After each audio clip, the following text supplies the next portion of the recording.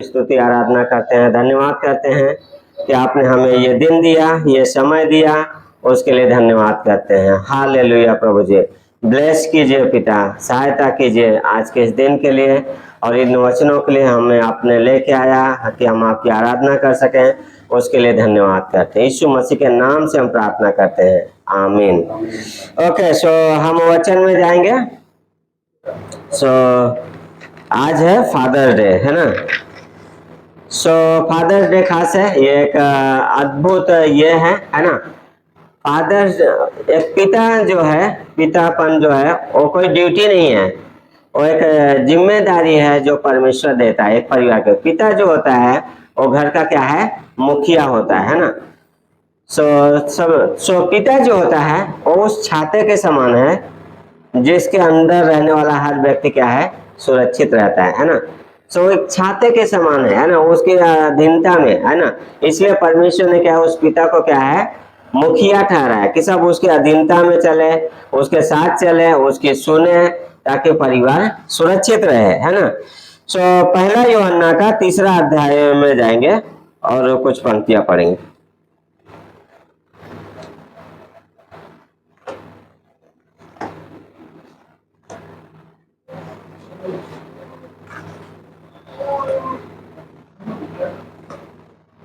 मिल गया पहला यूहन्ना का 3।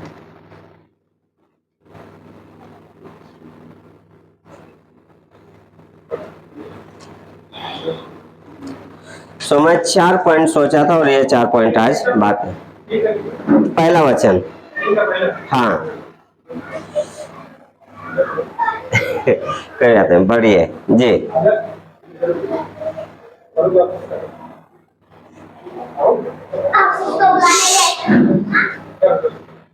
बच्चे आवाज नहीं करोगे? हाँ, तो यहाँ अपने गार्डन ओके, कोई भी पढ़िए। बच्चे लोग अपने कमरे में चले जाओ। हाँ पढ़िए, चलो जाओ जाओ। ओके, पढ़िए पढ़िए। हाँ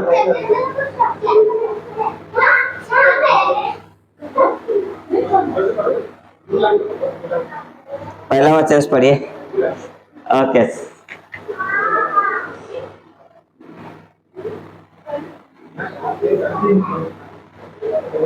देखो पढ़ो। नहीं नहीं, ये पहला यूहन्ना। सिस्टर आप पढ़ दीजिए, कोई बात नहीं। हाँ ओके, सब लोग ध्यान दीजिए। हाँ हाँ हाँ, इस कारण संसार हमें नहीं जानता क्योंकि उसने उसे भी नहीं जाना, है ना। तो यूहन्ना जब लिख रहा है तो यहाँ पे क्या कर रहा है, स्वर्गीय पिता की बात कर रहा है कि देखो पिता ने हमसे कैसा प्रेम किया है कि हम क्या कहलाए, परमेश्वर की संतान कहलाए, और हम हैं भी, है ना। संसार हमें नहीं पहचानता क्योंकि संसार ने उसे नहीं जाना, है ना। सो जो पिता है उसकी कुछ जिम्मेदारी है ना। आज फादर डे है तो इसलिए हम फादर के बारे में मैसेज सुने। तो जो पिता है उसको परमेश्वर ने एक अद्भुत रोल दिया है ना। एक ऐसा रोल है जो क्या है, बहुत कम जाना जाता है। उसके बलिदान के बारे में, उसके कार्यों के बारे में कई बार हम नजरअंदाज कर देते हैं ना कि वो क्या है। लेकिन जो भी पिता करता है शायद हम पूरी जिंदगी में क्या है उसको ये नहीं कर सकते। सो परमेश्वर की संतान है ना। हम परमेश्वर की संतान है प्रेम के द्वारा। परमेश्वर का प्रेम कहाँ पे प्रकट होता है, उस क्रूस पे, है ना। एक पिता है जो स्वर्गीय पिता है, जो इस संसार को बनाया है, जो हमें और आपको बनाया है, वो हमसे आपसे क्या कर रहा है, प्रेम कर रहा है। फिर एक हमें शारीरिक पिता मिलता है जो हमसे प्रेम करता है, जो हमारी अगुवाई करते हैं, जो हमारा पालन पोषण करते हैं, है ना। सो पिता की 4 जिम्मेदारियां हैं जो परमेश्वर ने दिया है। एक पिता के लिए 4 जिम्मेदारियां हैं जो आज मैं लिख रहा था, है ना। सो नीति वचन का 1 अध्याय का 8 वचन पढ़िए सिस्टर। नीति वचन 1 का 8।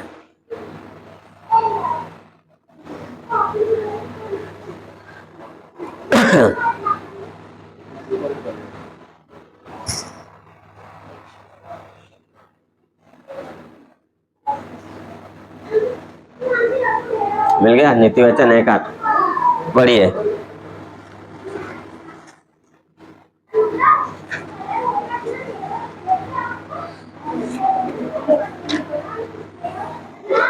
हाँ हाँ पढ़िए।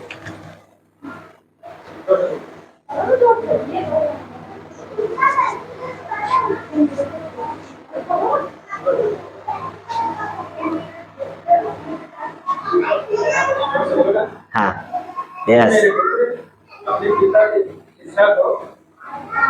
कान है ना। सो दो चीजें बोला है, मेरे पुत्र अपने पिता के शिक्षा पे कान लगा, है ना। सो इसमें क्या है, अब जैसे गलत बोल रहा है, रंजीत भाई है तो क्या बोला है, रंजीत भाई क्या करना है, अपने पिता के शिक्षा पे कान लगाना है ना। और अपनी माता के शिक्षा को क्या है, टचना है, छोड़ना नहीं है ना, ध्यान देना, क्योंकि परमेश्वर ने हमें क्या है, उन्हें रखा है, उस परिवार में दिया है ना। एक पिता जो है वो हमारे लिए गिफ्ट है। सोचिए जिन लोगों के पास पिता नहीं होते उनकी लाइफ क्या है। हमें धन्यवाद होना चाहिए कि परमेश्वर ने हमें एक पिता दिया है, परमेश्वर ने हमें एक पिता दिया, एक व्यक्ति दिया है जो हमसे प्रेम करता है ना। कई बार उनके पास कुछ ना हो के वो हमेशा किसको बारे में सोचता है, पिता बच्चों के बारे में, है ना। फर्स्ट ऑफ ऑल किसके बारे में सोचता है, बच्चों के बारे में, है ना। सो पिता की जो 4 जिम्मेदारियां, पहला जिम्मेदारी क्या है पिता होने के नाते, प्रेम करना। अपने बच्चों से, अपने परिवार से वो क्या करता है, प्रेम करता है। पिता का जिम्मेदारी है प्रेम करना, है ना। कुछ भी हो, हर परिस्थिति में प्रेम करना, है ना। बच्चे क्या चाहते हैं पिता से, प्रेम, है ना। यस कभी कभी कड़क भी होते हैं, अगर गलती करते हैं तो नीति वचन में बोलता है पिता जिससे ज्यादा प्रेम करता है उसे डंडे भी मारता है, कोड़े भी मारता है। क्यों, ताकि बुराई से बचाए, है ना। पिता के मारने में भी क्या है, पिता का प्रेम छुपा है ना। पिता चाहता है कि बुराई से बचे रहें, इसलिए क्या है, कभी कभी मारना जरूरी है ना। टफ लव बोलते हैं उसको, है ना, कठोर प्रेम। सो पिता का काम है कि बच्चों को से क्या है, प्रेम करना और उनका पालन पोषण करना। ये पिता का कार्य है ना, कि प्रेम करो और पालन पोषण करो। सो इफिसियों का 6 अध्याय का 4 वचन पढ़िए।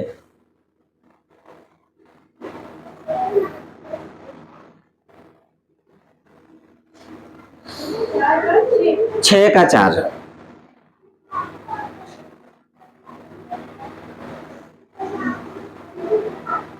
बच्चे वालों, हाँ बच्चों को भी समझ दिया, परंतु प्रभु की शिक्षा और चेतावनी देते हुए उनका पालन पोषण करो, है ना।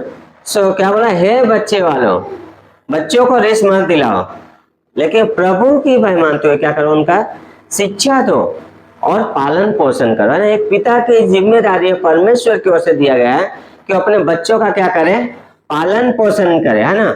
आत्मिकता में पालन पोषण करना, बाकी जरूरतें पूरी करते हैं ना।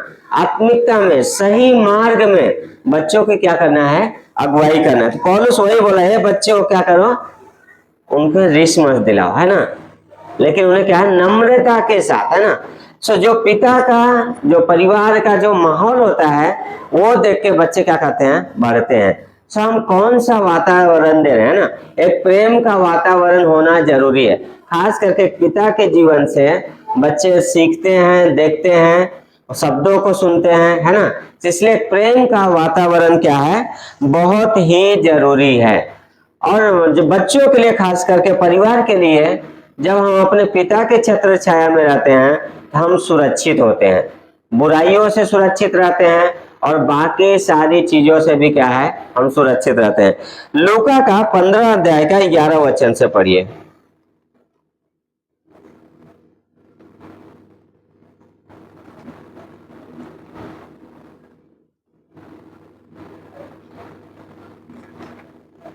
मिल गया, लूका का 15 का 11।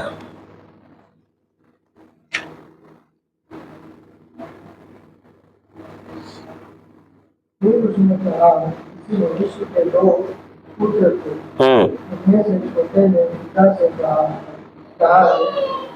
हाँ पढ़िए। पिता संपत्ति में से जो भाग मेरा हो वह मुझे दे दीजिए। इसने तब उनको अपनी संपत्ति बांट दी। हाँ बहुत दिन न बीते थे हाँ कि छोटा पुत्र सब कुछ इकट्ठा करके दूर देश को चला गया। वहाँ कुकर्म में अपनी संपत्ति उड़ा दी। हाँ जब वह सब कुछ खर्च कर चुका तो उस देश में बड़ा अकाल पड़ा और वह कंगाल हो गया। इसलिए वह उस देश के निवासियों में से एक के यहाँ जा पड़ा। उसने उसे अपने खेतों में सुअर चराने के लिए भेजा और वह चाहता था कि फलियों से हाँ सुअर खाते थे, अपना पेट भर और उसे कोई कुछ नहीं देता। जब वह अपने आप आया का कहने लगा, मेरे पिता ने इतने ही मजदूरों को भोजन से अधिक रोटी मिलती है और मैं यहाँ भूख मर रहा हूँ। है ना। तो यहाँ पे कहानी है, एक पिता है, दो बच्चे हैं। वो बच्चे क्या कर रहे हैं, छोटा जो है, पिताजी मुझे अपनी संपत्ति दे दो, अलग रहना है ना। पिताजी ने भी विरोध नहीं किया, दे दिया। और क्या क्या दूर देश चला गया। कुछ दिन तो बहुत अच्छा था उसके जीवन में, जब तक उसका पैसा था, सारी चीजें था, सब अच्छा चल रहा है ना। सडनली क्या हो गया, अकाल पड़ा, सब पैसे खर्च हो गए, धन खत्म हो गया। अब उसकी हालत ऐसी हो गई है कि वो क्या कर रहा है, उन फलियों को खा रहा है जो क्या है, खाना चाह रहा है जो सुअर जिससे पेट भर रहे हैं। हाँ, उन चीजों को खा के पेट भरना चाह रहा है, फिर जिनसे क्या है, सुअर खाते हैं, सुअर का खाना। मतलब कितना वो गिर गया है ना, पिता के उस छत्र छाया से बाहर गया तो क्या है, किस तरीके से सामना करना पड़ा है ना। तो 18 बताया, मैं अब उठकर अपने पिता के पास जाऊंगा और उससे कहूंगा कि पिताजी, मैंने स्वर्ग के विरोध में और तेरे दृष्टि में पाप किया है। अब इस योग्य नहीं रहा कि तेरा पुत्र कहलाऊं, मुझे अपने एक मजदूर की नाई रख ले, है ना। सब ये पिता क्या बोल रहा है, कैसे रहना चाह रहा है, मजदूर के समान रख ले, है ना। मैंने पाप किया है तो मजदूर के समान क्या करा, हमें रख ले, है ना। यह हालत है। वो पिता के घर से जाने के बाद वो क्या है, उसका मजदूर बनना चाह रहा है। लेकिन विश्व तब वह उठकर अपने पिता के पास चला। अभी वह दूर ही था कि उसके पिता ने उसे देखकर तरस खाया और दौड़कर उसे क्या किया, गले लगा लिया, बहुत चूमा, है ना। तो ये पिता है, बेटा दूर देश चला गया है, सारी चीजें उड़ा दिया है, हाँ, सारी चीजें उड़ा दिया है, कुछ नहीं बचा है। लेकिन वो एक चीज ये पता है उसे, पिता के घर में मजदूरों को भी पेट से अधिक क्या है, भोजन मिलता है ना। उस चीज को समझ पाया कि मैं पिता के पास था, उसकी सुरक्षा में था, तो मैं कितना सुरक्षित था, कितना मैं प्यार पा रहा था, है ना। सो दूर जाता है, जब वो वापस आ रहा है तो क्या है, पिता ने तरस खाया, है ना। दूर से क्या लिखा है, उठकर अपने पिता के पास चला हुआ, अभी दूर ही था कि उसके पिता ने उसे देखकर तरस खाया और दौड़कर क्या किया, उसे गले लगाया, है ना। सो जो पिता का जो प्रेम है वो कभी खत्म नहीं होता। बच्चा कितना भी दूर चला जाए ना, उसका प्रेम बच्चे के लिए क्या है, कभी खत्म नहीं होता। तो सोचिए, ये पिता जो है, उसका बेटा दूर देश चला गया है, वो हर दिन क्या है, इस आशा में क्या है, खड़ा होता होगा कि अब मेरा पिता, मेरा बच्चा आएगा, अब आएगा। हर दिन क्या कर रहा होगा, जिस हिसाब से लिखा है कि दूर ही था और पिताजी दौड़ के गया। कौन दौड़ के गया, पिताजी दौड़ के गया और क्या कर रहा है, गले लगा रहा है, उसे चूम रहा है ना। सो पिता हर दिन देख रहा होगा।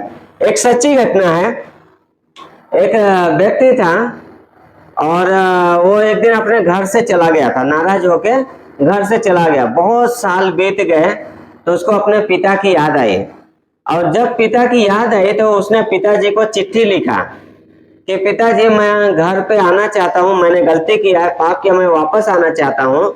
यदि आप मुझसे प्रेम करते हो, अपनाओगे, तो वो जो पेड़ है घर के बाहर, वहां पे क्या है, एक लाल कपड़ा बांध देना, ताकि जब मैं बस से जाते हुए देखूंगा तो मैं ये समझ जाऊंगा कि आपने मुझे क्षमा कर दिया और अपना लिया, वो कपड़ा देखूंगा।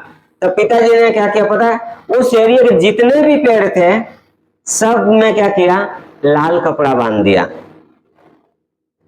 लोगों ने पूछा ये सब में क्यों बांध रहे हो?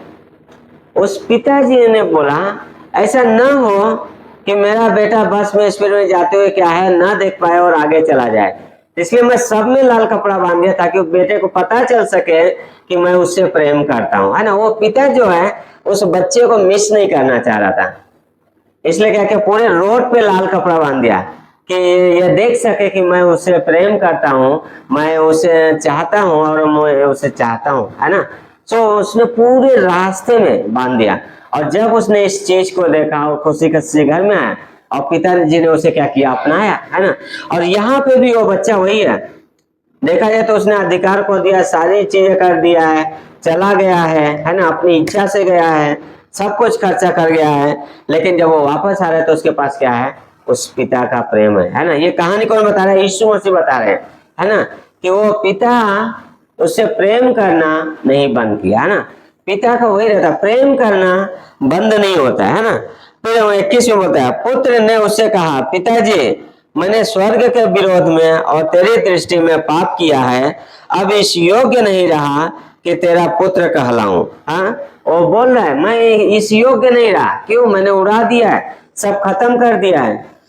फिर बोलता है 21-22 वचन में, पढ़िए सिस्टर। तो पिता ने अपने दासों से कहा, हट अच्छे से अच्छा वस्त्र निकालकर उसे पहनाओ और उसके हाथ में अंगूठी और पांव में जूतियां पहनाओ, है ना। क्या वो बोल रहा है? मैंने पाप किया है। सोचिए हम और आप होते तो क्या है, हो सकता है बहुत सारी 4 बातें सुना देते हो गया जी, भर गया क्यों आया चला गया था ना। लेकिन वो पिता क्या बोला है, उसकी बातें सुना जरूर, लेकिन उसे छोड़ के क्या बोला है, दासों को आज्ञा दे रहा है। क्या आज्ञा दे रहा है? अच्छे से अच्छा वस्त्र निकाल के पहनाओ। हाँ, अच्छे से अच्छा वस्त्र निकाल के पहनाओ, उसके हाथों में अंगूठी, पांव में जूतियां पहनाओ। ये वस्त्र क्या है ना, ये धार्मिकता को दर्शाता है। परमेश्वर ने जब हम पापी ही थे उसने हमसे प्रेम किया और हमारे पाप को हटा दिया, हमारे गुनाहों को नजरअंदाज किया और उसने हमें क्या है, धर्मी ठहराया, हमें खरीदा, है ना। फिर अंगूठी पहनाया। अंगूठी किस चीज को दर्शाता है? अधिकार को। अंगूठी जो है अधिकार को दर्शाता है।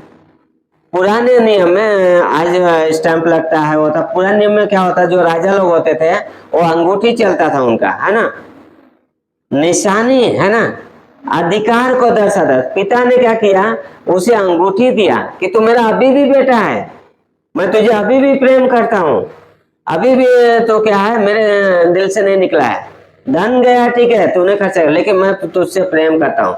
हाँ, उसने वस्त्र दिया, हाँ, उसे अधिकार भी दे रहा है कि तू मेरा बच्चा ही है, हाँ, अधिकार दे रहा है। फिर उसके बाद क्या है, जूतियां, है ना, एक गवाही है, सुसमाचार, है ना। सो हम परमेश्वर से दूर हो गए थे, हम पापी होने के वजह से परमेश्वर से दूर थे, लेकिन जब हम परमेश्वर के पास आए, हम अपने पापों को मान लिए, परमेश्वर ने हमारे पाप को क्षमा किया, परमेश्वर ने हमसे प्रेम किया, पाप को क्षमा किया, परमेश्वर ने हमें धर्मी ठहराया, परमेश्वर ने हमें पवित्र आत्मा दिया जो हमारे अंदर रहता है, और परमेश्वर ने हमें उसका पुत्र होने का अधिकार दिया। पहला यूहन्ना का पहला अध्याय का 12 वचन क्या बोलता है, जितनों ने उसे ग्रहण किया उसने उन्हें परमेश्वर की संतान होने का अधिकार दिया। वे मनुष्य की इच्छा से नहीं, मनुष्य के योजना से नहीं, लेकिन परमेश्वर से क्या है, उत्पन्न हुए। तो इस पिता ने क्या किया, कपड़े पहनाया अच्छे से अच्छा, अधिकार दिया, है ना, अंगूठी पहनाया, फिर क्या दिया, जूते भी। जाओ अब तुम्हारे पास गवाही है ना। हम क्यों यीशु मसीह के बारे में बताते हैं कि परमेश्वर ने क्या किया, क्योंकि हमने उसको अपने जीवन में देखा है, उसके प्रेम को समझा है, वो गवाही है ना। 23 पढ़िए, पढ़िए से 27 वचन। हाँ, और फला हुआ बछड़ा लाकर मार होता है, हम खाएं और आनंद मनाएं, क्योंकि मेरा यह पुत्र मर गया था, जी गया, हो गया था और मिल गया, और वे आनंद करने लगे, है ना। क्या बोल रहा है, कपड़ा दो, अंगूठी दो, फिर क्या बोल रहा है, जूते दो, मतलब सारे चीजें पिता ने क्या है, वापस दिया, है ना। कपड़ा, अंगूठी, जूते, सारी चीजें जो एक बच्चे की जरूरत है, सारी चीजें परमेश्वर उस पिता ने क्या है वापस। फिर क्या है, पला हुआ बछड़ा मारो ताकि हम खाएं और आनंद मनाएं, है ना। पिता को बच्चे के आने का क्या है, वो खुशी है ना। वो पिता खुश है, अच्छे से अच्छा बछड़ा मारो और क्या है, खाओ, है ना, आनंद मनाए।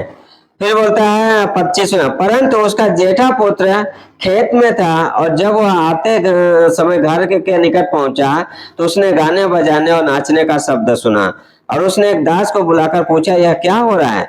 उसने उससे कहा, तेरा भाई आया है, तेरे पिता ने उसे पला हुआ बछड़ा मारा है ना, सॉरी, पिता ने क्या है, बछड़ा कटवाया है ना, इसलिए कि उसे भला चंगा पाए। यह सुनकर वह क्रोध से भर गया और भीतर जाना न चाहा, परंतु उसका पिता बाहर आकर उसे मनाने लगा। उसने पिता से कहा, उत्तर दिया कि देख, मैंने इतने वर्षों से तेरी सेवा कर रहा हूँ और कभी भी तेरी आज्ञा नहीं टाली, तो अभी तूने मुझे कभी एक बकरी का बच्चा भी नहीं दिया कि मैं अपने मित्रों के साथ आनंद करता। परंतु जब तेरा यह पुत्र जिसने तेरी सारी संपत्ति वेश्याओं में उड़ा दी है आया, तो उसके लिए तूने पला हुआ बछड़ा कटवाया। उससे कहा, हे पुत्र, तू सर्वदा मेरे साथ है, जो कुछ मेरा है वह तेरा है। मतलब बड़ा बेटा अपने भाई से खुश नहीं है ना, क्यों, उसके नजर में इसने उड़ा दिया है, लेकिन पिता के लिए क्या है, आनंद का समय कि मेरा बच्चा वापस आ गया, है ना। और वो बोला कि तूने मेरे लिए कुछ नहीं किया, हाँ, मैं तेरी आज्ञा नहीं टाले, पर फिर भी तूने मेरे लिए कुछ नहीं किया। वो घर में था लेकिन पिता के प्रेम के बाहर जी रहा था। हाँ, बड़ा बेटा घर में तो था लेकिन पिता के प्रेम के बाहर जी रहा था ना। सब उस प्रेम में जीना जो परमेश्वर ने हमसे किया है, जो एक पिता से हम प्रेम पाते हैं, वो हमारे लिए क्या है, जरूरी है। सो इस पिता ने अच्छे से अच्छा क्या है, अपने पुत्र के लिए बछड़ा कटवा रहा है ना, सारी चीजें दे रहा है, अधिकार दे रहा है, वापस वो पुत्र ही है, बच्चा ही है ना, उसे छोड़ नहीं रहा है ना। तो ये पिता का प्रेम है।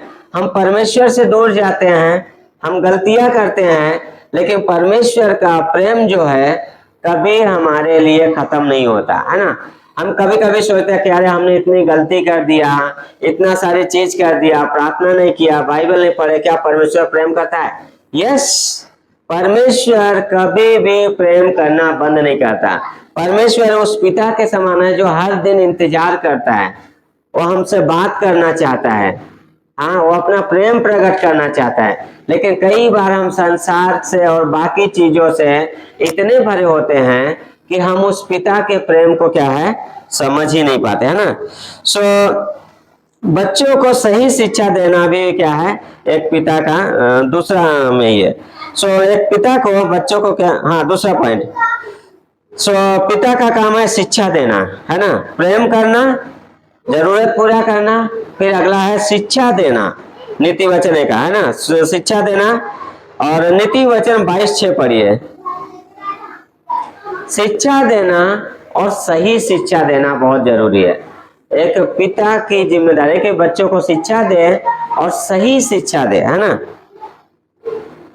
नीति वचन 22:6 पढ़िए, कोई भी पढ़िए।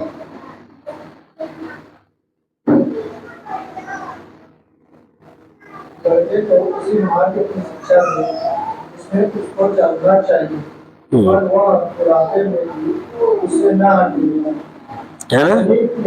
लोगों पर बस बस क्या बोला, बच्चे को उस मार्ग की शिक्षा दो जिसमें उसे चलना चाहिए और बुढ़ापे में भी उससे न हटे, ना। तो पिता के ये जिम्मेदारी है कि बच्चे को शिक्षा दे, सही शिक्षा दे, है ना, ताकि बच्चा पूरे लाइफ टाइम उस चीजों को देख सके और उसमें चल सके।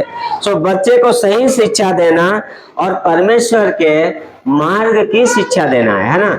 सही शिक्षा अगर हम बच्चे को देना चाहते हैं तो हम क्या दे सकते हैं, एक पिता होने के नाते परमेश्वर के मार्ग की शिक्षा देना, है ना, कैसे बुराई से दूर रहना है ना, सही चीजों में अगुवाई करना, जो क्या उस बच्चे के क्या है पूरे जीवन भर रहे, वो शिक्षा देना। तो जरूरी है कि हम उस पिता के अधीन में रहे, है ना, परमेश्वर पिता के अधीन रहे, उसके वचन को जाने और उस मार्ग की क्या करें, शिक्षा दें।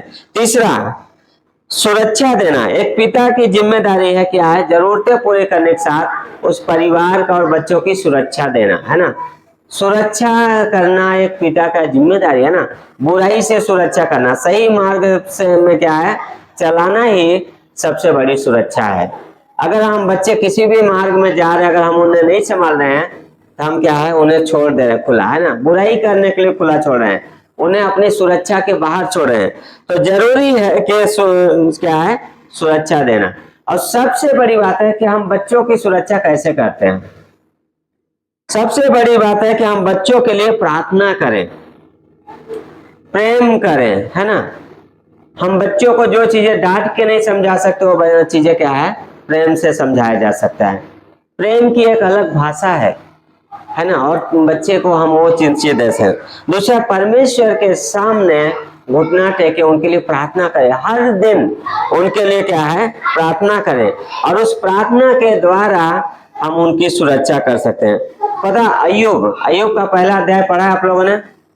क्या था? अय्यूब के पहले अध्याय में जब पढ़ते हैं तो अय्यूब एक चीज करता था। प्रतिदिन सुबह उठ करके अय्यूब बलि करता था, बच्चों के लिए प्रार्थना करता था। और वहां पे लिखा, वो सोचता था कहीं ऐसा ना हो कि मेरे बच्चे क्या है, कुछ भूल चूक से पाप कर दियो। हम अय्यूब के पहले स्थान अध्याय में जाएंगे।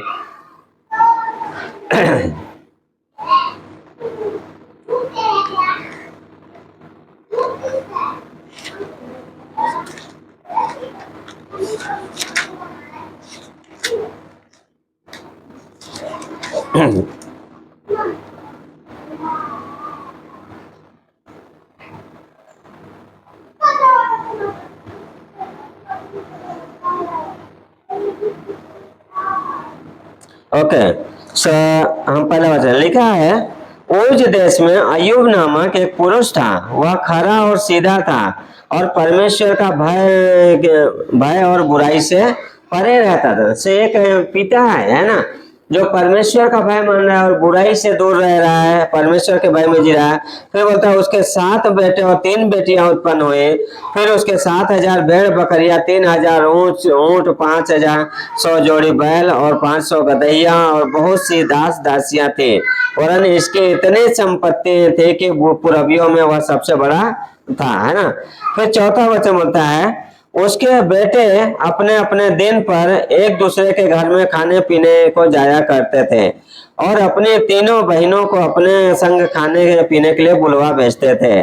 और जब जब जवनार के दिन पूरे हो जाते तब तब अय्यूब उन्हें बुलाकर पवित्र करता और बड़ी भोर को उठकर उनके गिनती के अनुसार होम बलि चढ़ाता था, क्योंकि अय्यूब सोचता था कि कदाचित मेरे लड़कों ने पाप करके परमेश्वर को छोड़ दिया हो। इस रीति अय्यूब सदैव करता रहा, है ना। एक पिता है, और ये जानता है कि हो सकता है मेरे बच्चों ने जाने में गलती की और पाप किया और परमेश्वर से दूर चले गए, तो क्या प्रतिदिन उठ रहा है और वो क्या कर रहा है, बलि कर रहा है ना, प्रार्थना कर रहा है, होम बलि चढ़ा रहा है। और उसका एक डर है क्योंकि वो परमेश्वर के भय में जी रहा है। तो वो सोच रहा है कि कहीं ऐसा ना हो कि मेरे बच्चे परमेश्वर से दूर चले गए, हो ना। सिर्फ पिता है। हम क्या कैसे आज करते हैं, आज हम भले गाय भैंस नहीं चढ़ाते, लेकिन हम उनके लिए प्रार्थना करते हैं ना, जब भी समय मिले, प्रभु मेरे बच्चों को बुराई से बचा, है ना। प्रभु सही मार्ग में चलने के लिए, अगुवाई करने के लिए सहायता कर। सो अय्यूब एक परमेश्वर का भय मानने वाला पिता था, है ना। सो हमारे लिए जो क्या, हमें बच्चों के सामने परमेश्वर का भय मानने वाला पिता बने और उस तरीके से उसके भय में उनकी अगुवाई करें। जैसा नीति वचन का 22 में लिखा है, बच्चे को उस मार्ग की शिक्षा दो जिसमें वो बुढ़ापे में भी ना हटे, है ना, उस मार्ग में बना रहे, है ना। पता है बहुत सारे बच्चे बोलते हैं कि मेरे पिताजी ने मुझे उस समय सिखाया था, है ना। तो क्या कुछ चीजें रहता है जो सिखा देते, क्या है जो उनके जीवन में क्या करते हो, कैरी करते हैं।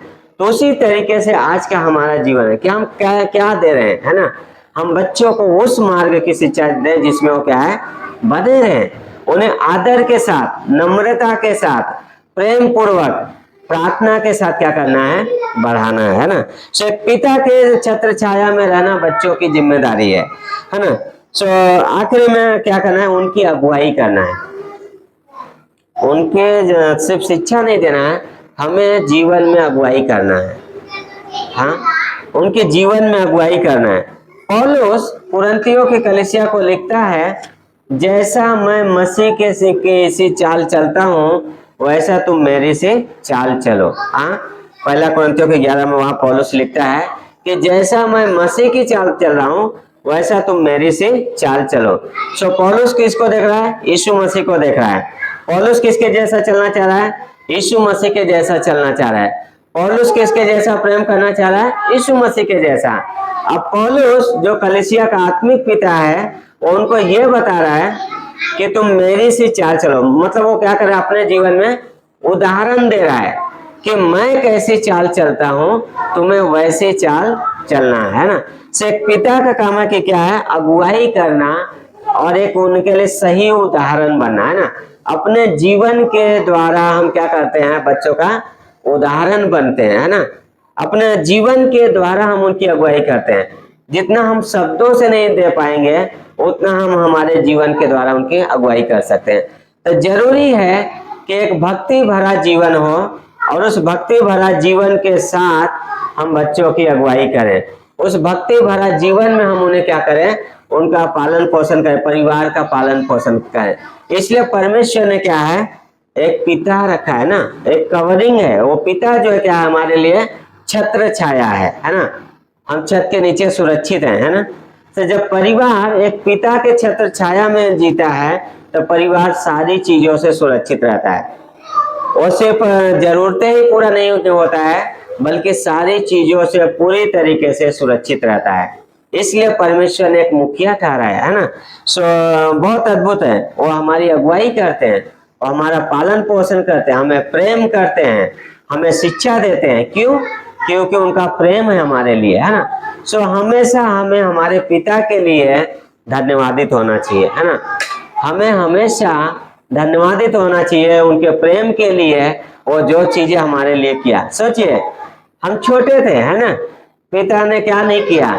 डायपर चेंज किए, है ना। डायपर तो अभी आने लगा, हमारे टाइम में तो डायपर भी नहीं होता था नहीं होता था, है ना कर देते थे सारी चीजें। फिर भी उन्होंने क्या किया? गुस्सा नहीं किया, प्रेम किया, है ना। उस चीज को खुशी खुशी, यस मेरे बच्चे ने किया है, उस शिष्य को उन्होंने साफ किया, सारी चीज, है ना। और जब बूढ़े हो जाते हैं पिता तो बच्चों की जिम्मेदारी है उस पिता को केयर करना, है ना। जब पिता हमारे बूढ़े होते हैं तो हमारी जिम्मेदारी है कि हम उनसे प्रेम करें। क्योंकि जब बूढ़े होने लगते हैं तो क्या होता है? जो बुद्धि होती है वो बच्चों के जैसी होने लगती है ना, समझ कम होने लगे। लेकिन हमारा काम है बच्चे होने के नाते उनका आदर करना है, सम्मान देना है, प्रेम करना है ना। तो ये चीज बहुत जरूरी है। एक सच्ची घटना है। एक बच्चा था, बहुत जब छोटा था अपने बच्चे को बहुत परेशान करता था, है ना। बहुत परेशान करता था, छोटी छोटी बातों पे करता है। सो एक दिन जब पिताजी बूढ़े हो गए तो उसको बार बार चीजें क्या है बोलते थे, बेटा ये ला दे, फिर 2 मिनट में बेटा ये दे दो, फिर ये कर दो बेटा। तो बेटा परेशान हो गया, चिल्ला पड़ा, क्या पिताजी तुम एक बार में नहीं बोल सकते हो? हाँ, और बार बार परेशान कर रहे हो। पिताजी ने बोला, बेटा याद है जब तुम छोटे थे तो रात में भी कुछ मांगते थे तो मैंने कभी कुछ नहीं बोला, मैं तुम्हें क्या किया? प्रेम दिया। हाँ, तुम सुबह मांगते थे, जिद करते थे थोड़ी थोड़ी चीजों पे और सारी चीजें किया। अब मैं उस योग्य नहीं रहा कि मैं कुछ कर सकूं, तब क्या है? तुम्हारी जिम्मेदारी, है ना। सही होता है। बच्चे जब हम छोटे थे तो पिताओं ने वो चीजें किया, जिम्मेदारी को उठाया, प्रेम किया, कभी भी ये नहीं डांटा। हाँ, जो भी था उनके डांट में भी प्रेम था। तो जब पिताजी हमारे उस अवस्था में पहुंचे तो हमारी क्या है? जिम्मेदारी, एक बच्चा होने के नाते, है ना, कि हम उनसे प्रेम करें, उनका आदर करें और उनकी सेवा करें, है ना। अब हम परमेश्वर ने क्या है? हमें एक मौका दिया है कि हम उनकी सेवा कर सके, है ना। सो बहुत अद्भुत है कि परमेश्वर ने हमें एक पिता के छत्र छाया में रखा है। और यूहन्ना बोलता है, देखो पिता ने हमसे कैसा प्रेम किया। हाँ, पिता ने हमसे कैसा प्रेम किया कि हम उसकी संतान। उस पिता ने, स्वर्गीय पिता ने हमसे क्या किया? प्रेम किया। इस शारीरिक पिता हमसे क्या करता है? प्रेम करता है। हमारी जिम्मेदारी क्या है? प्रेम करें, है ना। सो प्रेम सबसे उत्तम है ना। सबसे उत्तम है प्रेम। हम किसी को क्या दे सकते हैं? प्रेम, है ना। कैसे सुरक्षित रख सकते हैं? प्रार्थना, है ना, अगुवाई करना, शिक्षा देना और परमेश्वर के भय में चलना, है ना। यही सबसे बड़ी जरूरत है कि एक हम खुद परमेश्वर के भय में जिए ताकि बाकी हम उनकी अगुवाई कर सके, है ना। आमीन। आइए हम प्रार्थना करते हैं। धन्यवाद करते हैं प्रभु परमेश्वर आज के इस दिन के लिए, इस समय के लिए। पिता परमेश्वर, हम आपके पास आते हैं प्रभु जी, आपसे अनुग्रह, आपकी दया मांगते हैं। हालेलुया गाते हैं प्रभु जी, धन्यवाद करते हैं, आपके नाम की बड़ाई करते हैं, आपके नाम का जय जयकार करते हैं। धन्यवाद अनुग्रहकारी दयालु पिता। हालेलुया प्रभु जी, हेल्प कीजिए पिता, सहायता कीजिए प्रभु जी, कि हम हमारे जीवन में प्रभु जी उन बच्चों को अगुवाई कर सकें, हम हमारे पिताओं को प्रभु जी प्रेम कर सके जिन्हें आपने दिया है प्रभु जी, क्योंकि आपने हमसे प्रेम किया पिता परमेश्वर। आपका प्रेम हमारे लिए खत्म नहीं हुआ प्रभु जी, हमें भी आपके उस प्रेम से भर दो प्रभु जी कि हम लोगों से प्रेम कर सकें। धन्यवाद आए हुए हर एक भाई बहन के लिए प्रभु जी, धन्यवाद करते आपके अनुग्रह, आपके प्रेम, आपकी दया के लिए। आपकी महिमा हो, आपकी स्तुति आराधना हो। धन्यवाद करते हैं, यीशु मसीह के नाम से प्रार्थना करते हैं, आमीन। ओके, सो सुषमा से एक गीत गाएंगे।